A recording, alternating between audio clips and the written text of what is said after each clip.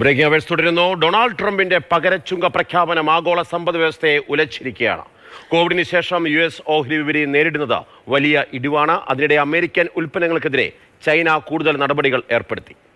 International ഡെസ്കിൽ നിന്ന് Aswajith C വിവരങ്ങളുമായി നമുക്കൊപ്പം ചേരുന്നത്. അശ്വജിത്ത്, 2021 ശേഷം ഉള്ള ഏറ്റവും വലിയ ഇടിവാണ് ആമസോൺ, ആപ്പിൾ തുടങ്ങിയുള്ള കമ്പനികളൊക്കെ നേരിട്ടുകൊണ്ടിരിക്കുന്നത്.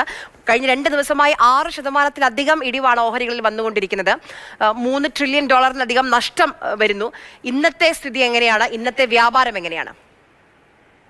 തീർച്ചയായിട്ടും ഒരുപക്ഷെ ലോകം മറ്റൊരു സാമ്പത്തിക മാന്ദ്യത്തിലേക്ക് പോകുമോ എന്ന തരത്തിലുള്ള ആശങ്കകൾ ഈ ധനകാര്യ വിദഗ്ധരൊക്കെ പങ്കുവെക്കുന്നുണ്ട്. അതിന് അങ്ങനെ പോയാലും അത്ഭുതപ്പെടേണ്ടതില്ല എന്നതാണ് നിലവിലെ സാഹചര്യം വ്യക്തമാക്കുന്നത്. ഇന്ന് ശനിയാഴ്ച ആയതുകൊണ്ട് തന്നെ ലോകത്തെ ഒട്ടുമിക്ക സ്റ്റോക്ക് എക്സ്ചേഞ്ചുകളും അവധിയാണെങ്കിൽ പോലും ഈ കഴിഞ്ഞ ദിവസത്തെ ക്ലോസിംഗിൽ കൃത്യമായി ഒരു സൂചന നൽകിയിരുന്നു. ഒരുപക്ഷെ ഈ തകർച്ച റിക്കവർ ചെയ്യാൻ, അതിൽ നിന്ന് മുക്തി നേടാൻ ഇനിയും ഒരുപക്ഷെ ആഴ്ചകളോ ദിവസങ്ങളോ ഒക്കെ എടുത്തേക്കാം എന്ന തരത്തിലാണ് ഇപ്പോഴത്തെ സ്ഥിതി നമുക്ക് വായിച്ചെടുക്കാൻ കഴിയുന്നത്. ആര്യ സൂചിപ്പിച്ച പോലെ തന്നെ അമേരിക്കൻ വിപണികളിലാണ് വലിയ തകർച്ച നേരിട്ടിരിക്കുന്നത്. ഏകദേശ കണക്ക് പ്രകാരം ഇന്ത്യൻ മണിയിലേക്ക് താരതമ്യം ചെയ്താൽ ഏതാണ്ട് 205 ലക്ഷം കോടി രൂപയുടെ നഷ്ടമാണ് അമേരിക്കൻ സ്റ്റോക്കുകളിൽ ഉണ്ടായിരിക്കുന്നത് എന്നതാണ് പറയുന്നത്. അങ്ങനെയെങ്കിൽ അത് മറ്റ് വിപണികളിലും വ്യാപകമായി പ്രതിഫലിക്കുന്നുണ്ട്. ഇന്ത്യയെ സംബന്ധിച്ചും നമ്മുടെ കഴിഞ്ഞ ദിവസത്തെ ക്ലോസിങ്ങുകളിലും നഷ്ടത്തിലാണ് നാഷണൽ സ്റ്റോക്ക് എക്സ്ചേഞ്ചും ഒപ്പം തന്നെ BSEയും ക്ലോസ് ചെയ്തത്. അതുകൊണ്ട് ഇത് ഏഷ്യൻ രാജ്യങ്ങളിലേക്കും പടർന്നുണ്ട്. മറ്റ് ഏഷ്യൻ രാജ്യങ്ങളുടെ വിപണികളിലും നിരക്കുമായി ബന്ധപ്പെട്ട ഒരു തുടർ ചർച്ചകൾക്ക്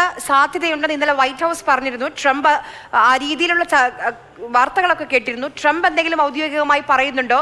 ഇതിൽ ഈ രീതിയിലുള്ള നഷ്ടം സംഭവിക്കുമ്പോൾ സ്വാഭാവികമായും ഒരു പുനരാലോചനയ്ക്ക് സാധ്യതയുണ്ടോ? ഈ വൈറ്റ് ഹൗസിൽ നിന്ന് അത്തരത്തിലുള്ള ഒരു വാർത്തകൾ പുറത്തു വന്നെങ്കിൽ പോലും അത് ഔദ്യോഗികമായോ അല്ലെങ്കിൽ അതിൻ്റെ ഒരു തുടർ നീക്കം സംബന്ധിച്ചോ വിവരങ്ങൾ ഇപ്പോൾ പുറത്തു വന്നിട്ടില്ല. പക്ഷേ ഒരു സുപ്രധാന വിവരം പങ്കുവെക്കാനുള്ളത്, ചൈന കൃത്യമായൊരു മറുപടി നൽകിയിരിക്കുന്നു. കഴിഞ്ഞ ദിവസം രാത്രിയിൽ ചൈന അമേരിക്കയ്ക്ക് അധിക ചുങ്കമായി 34% കൂടെ, അതായത് നിലവിൽ തന്നെ അമേരിക്കയിൽ നിന്ന് ചൈനയിലേക്ക് ഇറക്കുമതി ചെയ്യുന്ന ഉൽപ്പന്നങ്ങൾക്ക് ചുങ്കമുണ്ട്. അതിൽ കൂടെ 34% കൂടെ ആഡ് ചെയ്തുകൊണ്ട് ഒരു ഉത്തരവ് കൂടെ ചൈന പുറത്തിറക്കിയിരിക്കുന്നു. മാത്രമല്ല, അമേരിക്കയിൽ നിന്ന് 16 ഉൽപ്പന്നങ്ങൾ, നിലവിൽ പല ഉൽപ്പന്നങ്ങളും അമേരിക്കയിൽ നിന്ന് ഇറക്കുമതി ചെയ്യുന്നതിന് നിരോധനവുമുണ്ട്. ഇതിന്റെ കൂട്ടത്തിൽ ചില 16 ഉൽപ്പന്നങ്ങൾ കൂടെ ആഡ് ചെയ്തിട്ടുണ്ട്. അത്തരത്തിൽ ഒരു വ്യാപാര യുദ്ധത്തിലേക്ക് തന്നെ ചൈന പുറപ്പെട്ടുവിട്ടുമുണ്ട്. അതുകൊണ്ട് എങ്ങനെ ഇത് പ്രതിഫലിക്കും, ഏത് രീതിയിൽ ഇതിനി മുന്നോട്ട് പോകുമെന്നുള്ളത് ലോകം ഉറ്റുനോക്കുകയാണ്.